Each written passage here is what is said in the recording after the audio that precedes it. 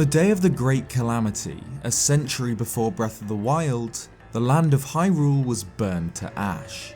The comfortable lives of the villagers and townsfolk of the country were shattered, and the ruins left in the wake of Ganon's revival are the only signs left of the lives they led. However, despite being critically wounded by the Guardian assault, Link, the Hylian champion, awakened from his slumber and ventured forth into the broken world, destroying the Calamity Ganon's horrific Sheikah body, and alongside Princess Zelda, eradicating the incarnation of hatred and malice, Dark Beast Ganon. And despite the devastation caused during the Calamity, Hyrule endured. The resilient Gorons continued to mine on Death Mountain. The strapping Gerudo lived on under the desert sun. The Hylians farmed in humble Hateno, hidden behind its fort. These settlements, one belonging to every major race, aren't the largest or the most impressive, but all manage to capture the feel of each group perfectly. Breath of the Wild's upcoming sequel likely takes place a while after the original, judging by changes like Zelda's new haircut and the lack of any Sheikah constructs in the overworld. And we know from series producer A.G. Aonuma that the Zelda team are intending to reuse the original's overworld, so it's more than likely we'll be returning to the wilds of Hyrule for at least some of the game. But what will the game's towns look like? Will we revisit the same settlements, or will they have changed? Will some have expanded, or will entire new villages have been built in the peacetime after Ganon's defeat? Princess Zelda aimed to rebuild her kingdom, to restore Hyrule to its former glory or even beyond. So perhaps we'll get a chance to see this dream realised. Today let's run through a few locations I'd love to see feature towns and settlements in Breath of the Wild sequel. So subscribe if you haven't already for more Zelda content, and let's get into it. Snow cabins. The cabins in the Hebra region of Breath of the Wild are some of my favourite places in the game. Cozy havens amidst the biting cold of the mountains. We can see 3 different snowy cabins in the game: Selmy's Spot, the Hebra Trailhead Lodge, and Pondo's Lodge. They're mainly used for mini-games and as shelters from the wintry surroundings, with fireplaces and beds. My personal favourite is the Trailhead Lodge, where different visitors write in a book, each leaving food for the next traveller who stays there. Except for Link, who smashes the crates, nicks the food, and leaves. These huts even feature a slow, somber version of the classic Zelda house theme. I'd love to see these areas expanded, perhaps a small town in the area surrounding Selmy's Spot, a group of cabins comfortably sitting on the icy slopes of Hebra Peak, surrounding a communal fire pit. Tarrytown. Tarrytown is a humble settlement found in the northeast, sat snugly on a circular rock in the centre of Lake Akala. Initially the area is uninhabited, with only a single goddess statue on the island. But after purchasing an unused house tucked away in Hateno village from the builders, Link can take on a quest to truly begin to rebuild Hyrule, from the ground up. From the Ground Up follows the Bolson Construction Company's expansion into Akala. Hudson, a carpenter, is sent north from Hateno to the Akala region, where he begins to clear the rocky Lake Akala Island to make way for a business expansion. By this point, Hudson has built a single house on the island for use in storing supplies as well as a shelter, but Link can support the builder with bundles of wood, as well as recruit new townsfolk to help finish the settlement. When completed, Tarrytown is a cozy hamlet comprised of 6 houses, including an inn and various shops, and attracts various individuals from across Hyrule, with most major races present in the village: Hylians, Sheikah, Zora, Gerudo, and Gorons living together in peace. Tarrytown marks the true beginning of Hyrule's resurrection, the first new town since the desolation of the kingdom. The houses of Tarrytown are built in the unique trademark style of Bolson construction, from coloured blocks of various sizes, stacked together in a simple, efficient way. This design is due to the loss of most of Hyrule's craftsmen and building knowledge in the Great Calamity, and requires little subtlety or architectural skill. Creating a champion goes as far to suggest that, with the muscle mass of a single adult Goron, these buildings could be cobbled together with ease. The game's lead structural artist, Manabu Takehara, wonders if Hyrule could be rebuilt with this simple method, and if Tarrytown's construction is anything to go by, it's entirely possible.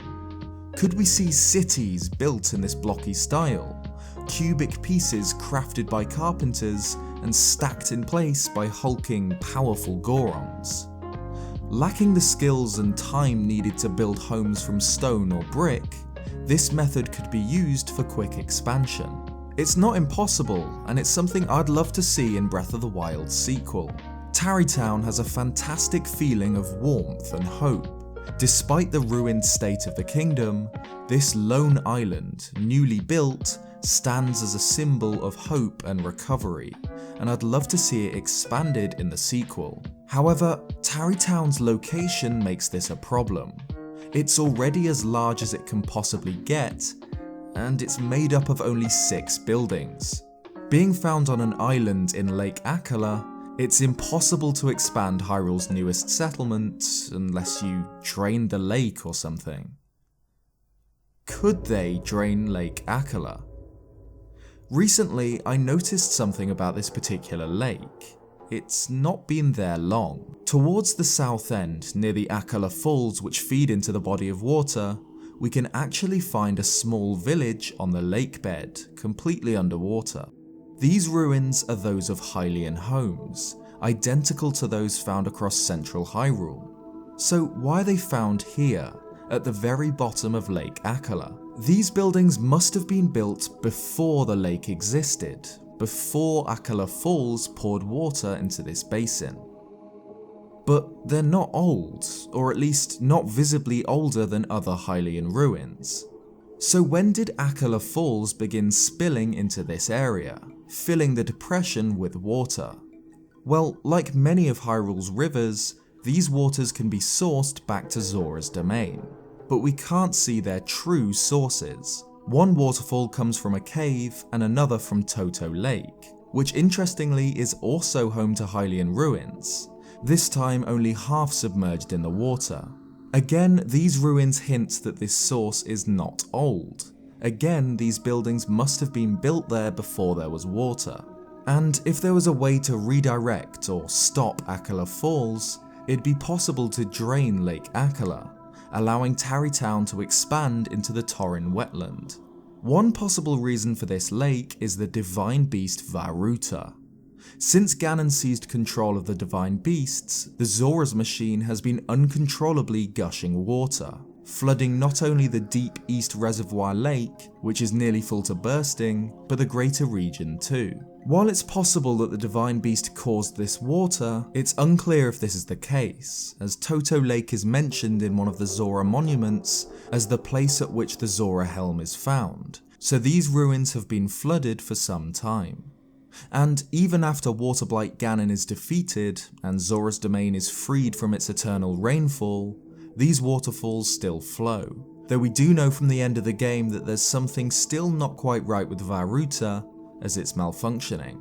But if this was true, and by controlling Vah-Ruta's water production, Akala Falls could be stopped and Lake Akala drained, the possibilities for Hyrule's newest settlement are endless. Even if the waterfalls aren't a result of the Divine Beast's rampage, they could easily be dammed and the water redirected into the nearby Akala Sea.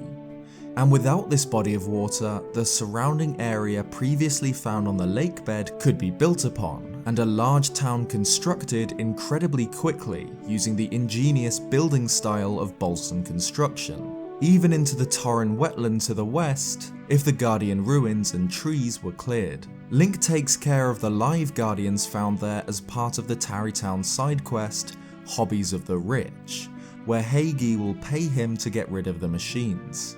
By reclaiming Akala Citadel, repairing the damage done by the siege during the Great Calamity, the town would have a watchtower which was second to none, able to see the entirety of the Akala region and much of Greater Hyrule, as well as defending the town from southern attacks with its cannons. And by constructing a wall, the city would be safer from overseas invaders. Whether or not we see an expanded Tarrytown, or indeed larger versions of any current settlements, is unknown. But despite how small the original is, it's by far my favourite settlement in the game, and I'd love to see it again. Stables. At some point after the Great Calamity, a network of stables was developed. While these establishments existed before Ganon's return, it was only after the Cataclysm that the stable system was created, with every stable working also as a trading hub and inn for travellers on the road, providing much needed shelter and safety. These stables serve as mini bubbles of civilization all across the wilderness, found even in the most remote regions, with warm fires and friendly faces. These stables functioned even in the monster-infested, decaying Hyrule, and after the Calamity could be prime locations for small civilizations to develop. Small hamlets could be constructed surrounding the stables, with trade and visitors becoming more common as the roads become safer. The stables are a unique and important feature of Breath of the Wild, and I'd love to see them developed further in the sequel. Castletown. Castletown itself is one of the most dangerous places in Breath of the Wild, eternally shadowed by the ominous shape of Hyrule Castle, which sits enshrouded in the swirling malice of Ganon. But after its defeat, as we see at the end of the game, the castle and its grounds return to its normal, if now ruined, state. I'd love to see some form of life return to Hyrule Castle and its surrounding settlement, which for so long served as the capital of the kingdom. However, it wouldn't surprise me if this place was now considered unlucky or cursed, after the horrors that took place here. In addition, we see Hyrule Castle itself begin to rise from the ground in the sequel's teaser trailer, perhaps making it unlikely that this area is populated.